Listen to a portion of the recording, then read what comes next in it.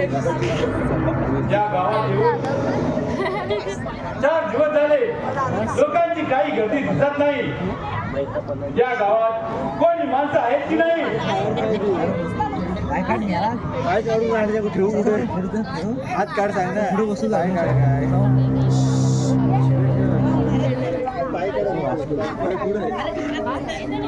महाराज आपला पराक्रम आम्ही पाहिला आहे. आपण साक्षात काही गुलाम केले दिसतो का पण आपल्या भेटीला गावात लोक न येण्याचं कारण म्हणजे ज्ञानेश्वर नावाचा मुर्दा धर्माच्या नावाखाली लोकांना फसवत आहे. चमत्कार लोकांना दिपकतोय. चमत्कार अरे चमत्कार हा शब्द माझ्या समोर उचलला. अरे एक विश्वास रोखला ना मी वाराही थांबे आणि जो डोले मिटले ना तर सूर्य उगवायच्या थांबे. आणि एक चिमूटा पोरगा माझ्या समोर चमत्काराची स्पर्धा केली असेल तर अशाचपणे महाराज लोक एका अभंगावरती मंत्र होतात. अरे लोकांचं काय अरे अज्ञानी झुंडा होते. माझ्या एका इशाऱ्यावर मुक्ताई उठतात. माझ्या पायाखाली पाप कंप पावतात. धर्म मला मानतो लोक मला घाबरतात. आज एक पुरा सामर्थ्याचा पुरावा आहे. होय होय होय महाराज आपल्या समोर त्या नादांना काहीच किंमत नाही. पण त्यांचा जादू कोणा लोकांना वेड करतोय. हो मी त्याला समज देईन परंतु नाही मी त्याचा अहंकार चिरडून त्याच्या चमत्काराला माझ्या सामर्थ्याने दुरी पोचू देणार नाही. जय चांगदेव महाराज. आता त्या ज्ञानाचा सर्व गर्व चूर चूर होणार. चांगदेव महाराज की चांगदेव महाराज की चांगदेव महाराज की.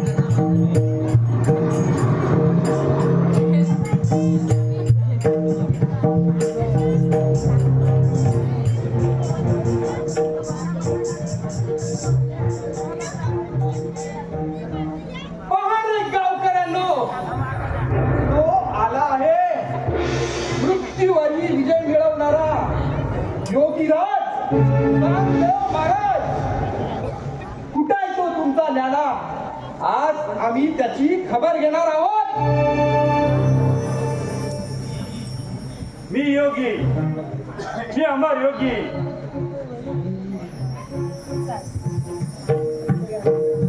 मी त्या धन कोणाला त्यांच्या जागी योग्य बसून दाखवतो की नाही बघ.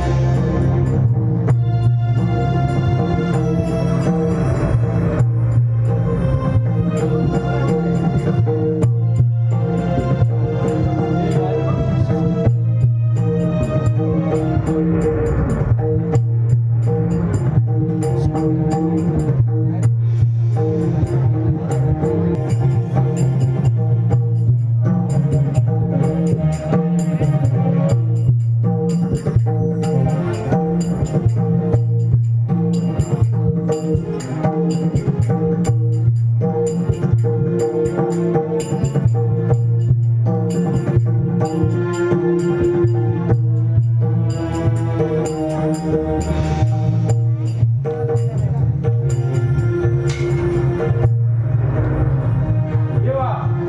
माझा अलंकार मजबूत आहे, झाला आहे. मी फक्त सजीवांवर राज्य करतो. तुम्ही तर सजीव आणि निर्जीव दोघांवर राज्य करता. माझा अलंकार भस्म झाला आहे. मला दास म्हणून स्वीकारा, मला दास म्हणून स्वीकारा. महाराज, तुम्ही हे काय करत आहात? अहो, ही नादान पोरं आहेत आणि ह्यांना तुम्ही शरण जाताय. अरे मुद्दा, माझे डोळे उघडले. तुझे अजून मिटलेलेच आहे. तू मनाने आजाद आहे आणि शरीराने मी झटपटती. तुझ्या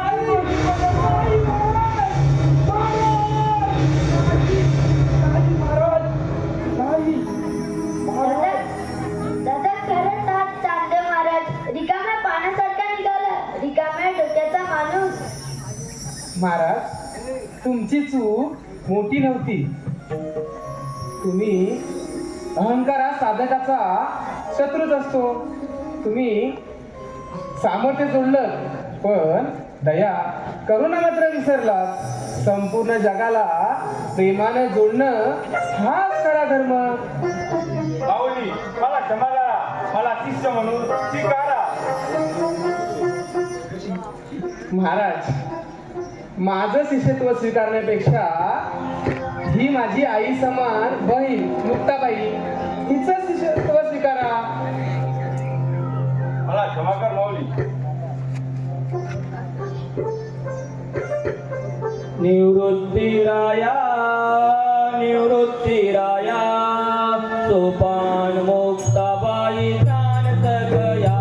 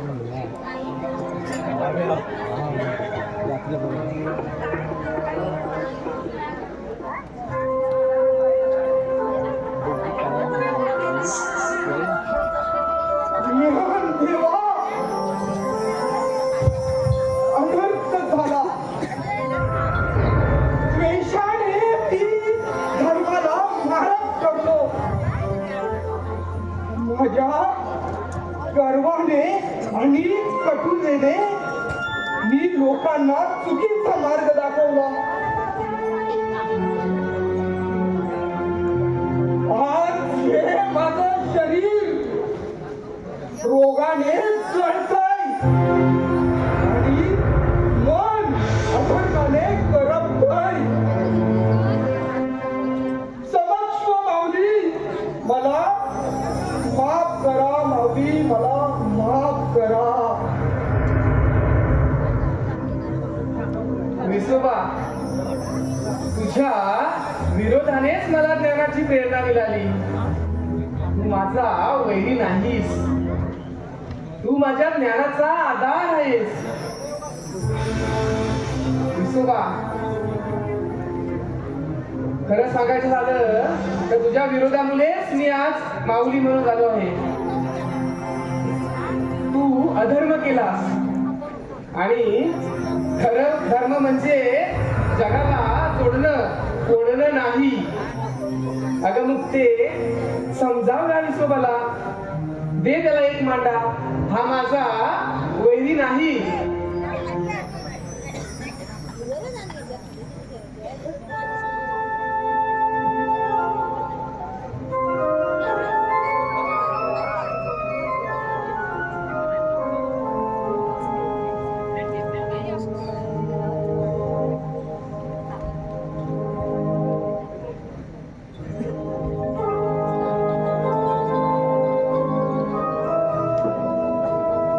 माऊली, माझा उद्धार केलात. आपण खरंच माऊली आहात. मला क्षमा करा. हा देह तुमचा आहे आणि माझं आयुष्य तुमच्या चरणी अर्पण आहे महाराज.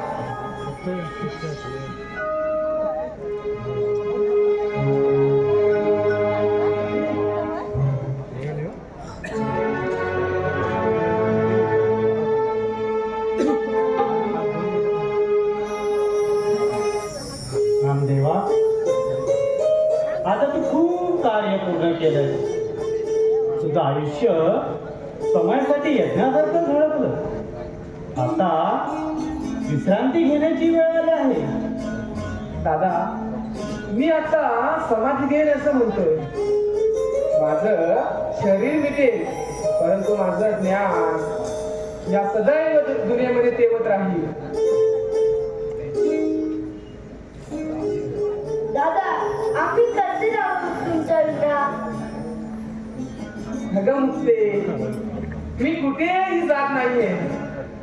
माझं फक्त शरीर मिटेल, परंतु माझ्या ज्ञानाचा सुगंध अखंड ह्या दुनियेमध्ये तेवत राहील. तुम्ही फक्त मला आराधना करा, मी तिथेच असेन. बंधूंनो, आज या पवित्र भूमीवर उभा मी विसोबा बोलतोय. पण आज मी कोणी गुरु, विद्वान किंवा धर्माधिकारी म्हणून नाही, तर पश्चातापाने झुकलेल्या मानेने उभा असलेला एक अपराधी म्हणून बोलतो आहे. होय, तोच मी विसोबा, ज्याने ह्या कोवळ्या ज्ञानेश्वरांना छळलं, त्यांच्या आई वडिलांच्या पदरात दुःख टाकलं, त्यांच्या भावंडांच्या जखमांवर मी मीठ सोडलं, धर्माच्या नावावर अधर्म केला, तर शास्त्राच्या नावावर अन्याय केला आणि अहंकाराच्या नशेत बुडून राहिलो. अहो, जेव्हा प्रत्यक्ष देव माझ्या समोर माणूस रूपात उभा होता, तेव्हा ते ओळखण्याची ही अक्कल मला आली नाही. बंधूंनो, आज जेव्हा मागे वळून पाहतो, तेव्हा अंगावर शहारे येतात. अहो, काय करत होतो आम्ही? 100 गाठण्यासाठी आयुष्याची धडपड. पाप पुण्य ह्याच्याशी आम्हाला काही घेणं देणं नाही. आणि कर्तव्य ते तर विचारूच नका. आणि इकडे हे कोवळ्या वयाचं पोरग, ज्याचं खेळण्याचं वय, ते आम्हा अडाण्यांना आयुष्यभर पुरेल असं ब्रह्मज्ञान देत होतं. अहो, अवघ्या 21व्या वर्षी ज्याच्या समाधी घेण्याचे सामर्थ्य आहे, तो कुणी साधारण संत नव्हे, तो तर साक्षात देव अवतार. आणि आम्ही काय केलं? कोणतेही ज्ञान शहानिशा न करता धर्म अधर्म करत जातीत अडकलो आणि माणूस धर्म विसरलो. त्यांच्या आई वडिलांना आम्ही समाजाबाहेर टाकलं, त्यांच्या भावंडांच्या जीवनावर प्रश्नचिन्ह लावलं. आणि तरीही बांधवांनो, ज्ञानेश्वरांनी काय केलं? जशी आपली आई आपल्या पुढच्या मुलाच्या साऱ्या चुका पदरात घेऊन त्याला जवळ करते, अगदी तसंच माझ्यासारख्या पाप्याला ज्ञानेश्वर माऊलींनी जवळ केलं. माझ्या अहंकाराला शिक्षा दिली नाही की माझ्या अज्ञानाचा सूड घेतला नाही. उलट ते मला बोलले, विसोबा तू चुकलास पण माणूस आहेस. अहो असा क्षमा दया आणि प्रेमाचा सागर या पृथ्वीवर कुठे सापडेल. आज मी तुमच्या समोर कबूल करतो, मी पापी नाही, मी महापापी जो ह्या देव अवताराला समजू शकलो नाही. अहो ज्ञानेश्वर म्हणजे साधारण संत नव्हे, ते तर क्षमतेचा श्वास आहे, करुणेचं रूप आहे आणि ज्ञानाचं सूर्यकिरण आहेत. त्यांनी ह्या समाजाला आरसा दाखवला, धर्माला माणुसकी दिली आणि भगवंताला आपल्या सर्वांच्या हृदयात बसवलं. आज मी तुम्हाला एक हात जोडून विनंती करतो, जर माझं प्रायचित्त जर तुम्हाला स्वीकारायचं असेल तर ज्ञानेश्वर माऊलींनी सांगितलेल्या शिकवणीवर आपण चालूया, आपला अहंकार सोडूया आणि माणूस बनून जगायला शिकूया, माणूस बनून जगायला शिकूया. जय ज्ञानेश्वर माऊली. मंडळी आजचा विसोबा केतर सुधारला. त्याने चूक मान्य केली, प्रायचित्त घेतलं आणि माऊलींच्या चरणाची मस्तक टेकवलं. पण आजचा विसोबा तो स्वतःला ओळखेल का? कालचा विसोबा धर्माच्या नावावर अन्याय करत होता. आजचा विसोबा सोयीच्या नावावर मन करतो आहे. कालचा विसोबा जातीमध्ये अडकला होता. आजचा विसोबा स्वार्थामध्ये अडकला नाही का? कालचा